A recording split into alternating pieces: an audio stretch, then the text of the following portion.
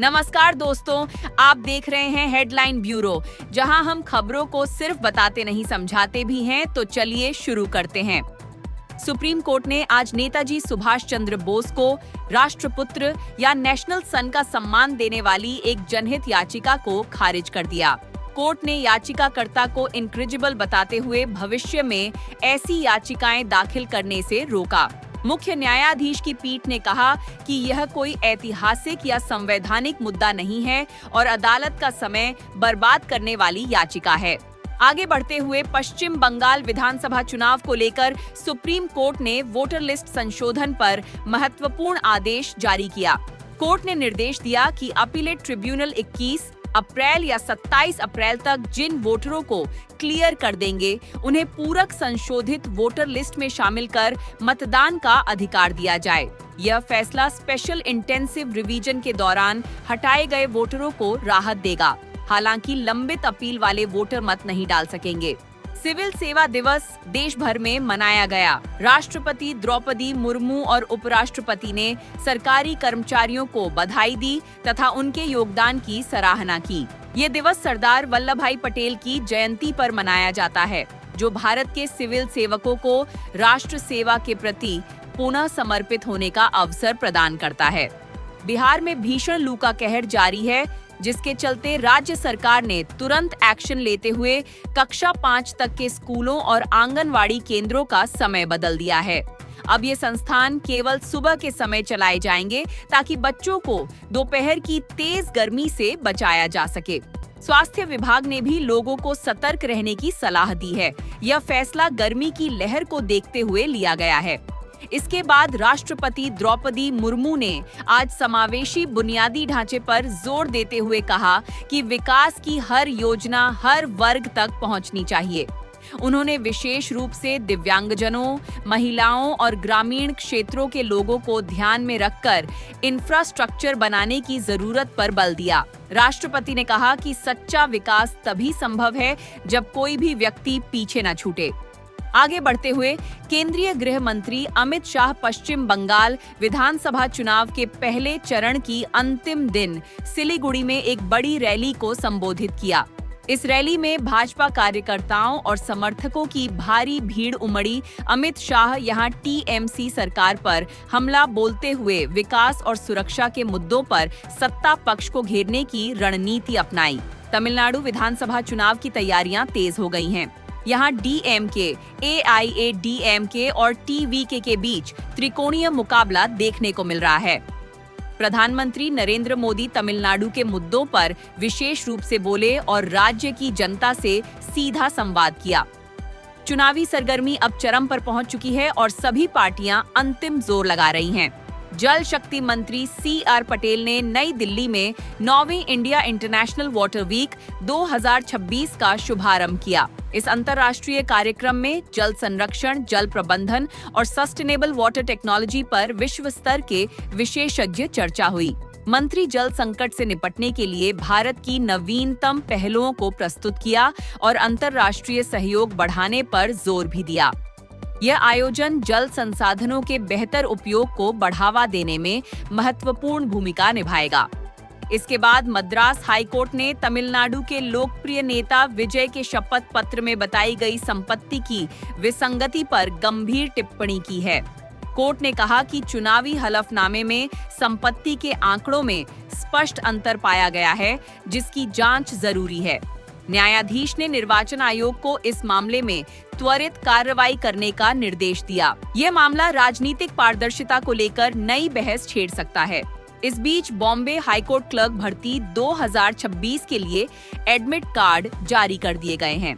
1382 पदों पर होने वाली परीक्षा के लिए परीक्षा केंद्रों की सूची भी प्रकाशित कर दी गई है। उम्मीदवार अब आधिकारिक वेबसाइट से अपना एडमिट कार्ड डाउनलोड कर सकते हैं। परीक्षा की तैयारी में जुटे अभ्यर्थियों के लिए यह एक महत्वपूर्ण अपडेट माना जा रहा है। उत्तर प्रदेश में मुख्यमंत्री योगी आदित्यनाथ ने आज कई जिलों में विकास योजनाओं की समीक्षा बैठक की। उन्होंने अधिकारियों को समयबद्ध तरीके से काम पूरा करने के सख्त निर्देश दिए और लंबित परियोजनाओं को तेज गति देने पर जोर दिया।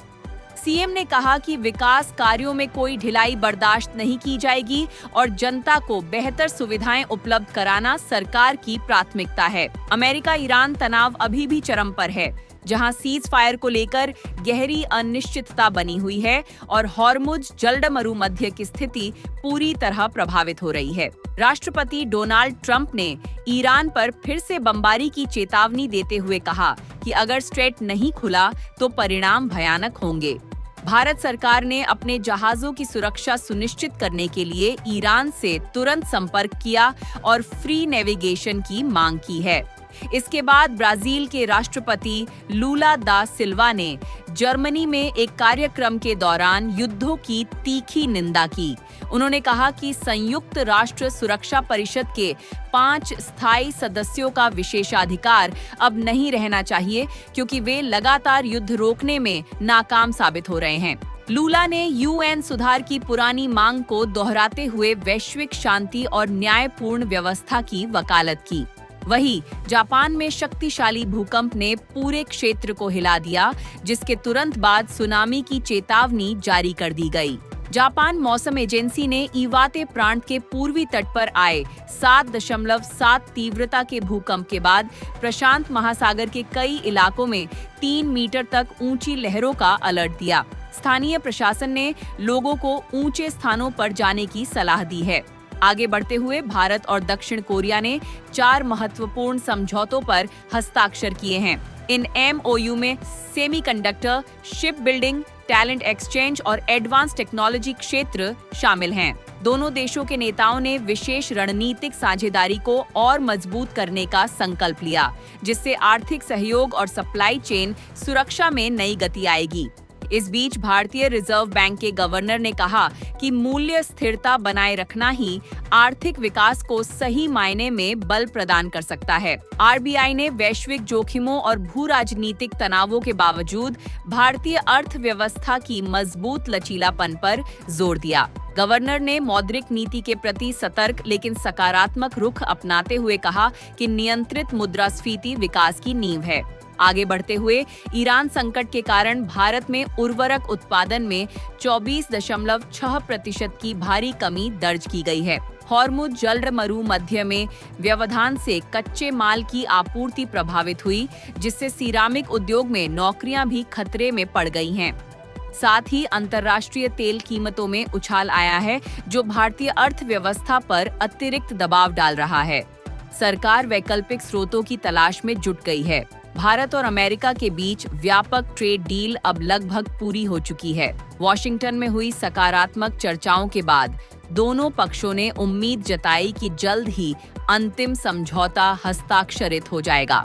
इस डील से द्विपक्षीय व्यापार में उल्लेखनीय वृद्धि होने की संभावना है, जो सेमीकंडक्टर, कृषि और प्रौद्योगिकी क्षेत्रों में नए अवसर पैदा करेगी। भारत प्रिसीजन मेडिसिन का वैश्विक हब बन रहा है। केंद्रीय मंत्री डॉक्टर जितेंद्र सिंह ने आज नई दिल्ली में कहा कि जीनोमिक्स और मल्टीओमिक्स रिसर्च में भारत अग्रणी भूमिका निभा रहा है। जीनोम इंडिया प्रोजेक्ट के तहत 10,000 जीनोम सीक्वेंसिंग पूरी हो चुकी है और भारत की विशाल आनुवंशिक विविधता से प्रिसीजन मेडिसिन और बायो मैन्युफैक्चरिंग में क्रांति आ रही है। इससे व्यक्तिगत उपचार और रोग पूर्वानुमान में नई संभावनाएं खुल रही हैं। इसके बाद एक नई वैज्ञानिक स्टडी में खुलासा हुआ है कि 2100 तक भारत के जंगलों में कार्बन स्टोरेज लगभग दोगुना हो सकता है। उच्च ग्रीन हाउस गैस उत्सर्जन परिदृश्य में वनस्पति कार्बन स्टॉक 97% तक बढ़ सकता है।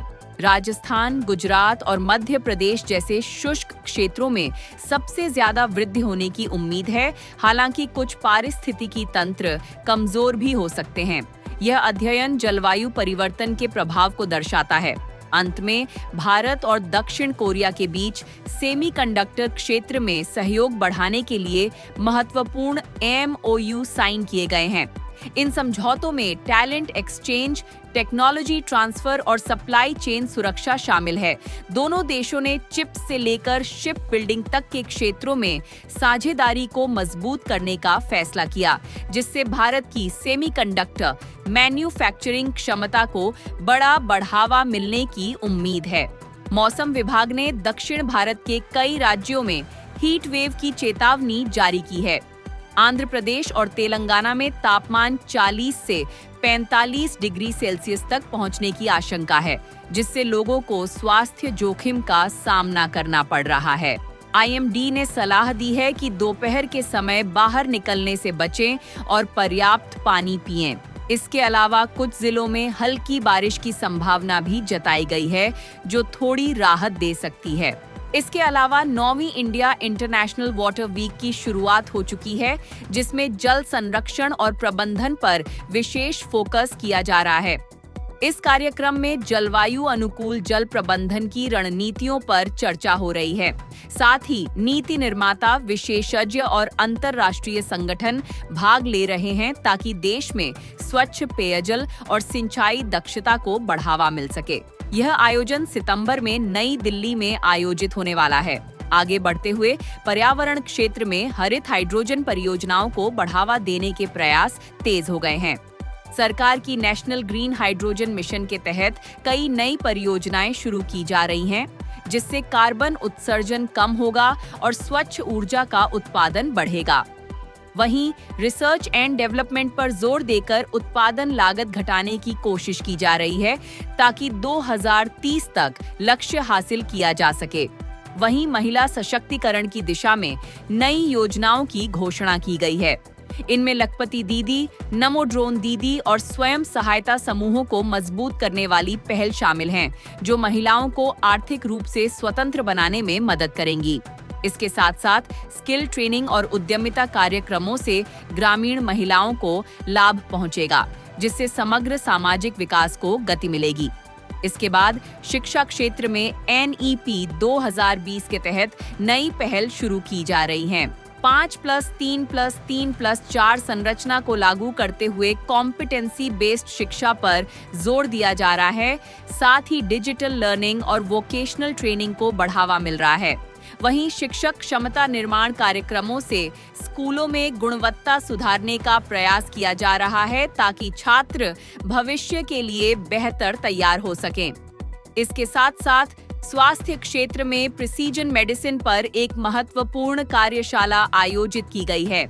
इसमें जीनोमिक्स, AI और व्यक्तिगत उपचार पद्धतियों पर चर्चा हुई, जो भारत में स्वास्थ्य सेवाओं को और बेहतर बनाने में सहायक होगी।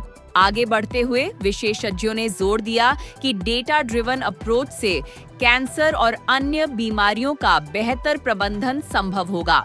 वहीं समाज में सिविल सेवा कर्मचारियों का सम्मान करते हुए प्रधानमंत्री पुरस्कारों की घोषणा की गई है। सिविल सर्विसेज डे पर उत्कृष्ट सेवा देने वाले अधिकारियों को सम्मानित किया जाएगा, जो राष्ट्र निर्माण में उनके योगदान को मान्यता देता है।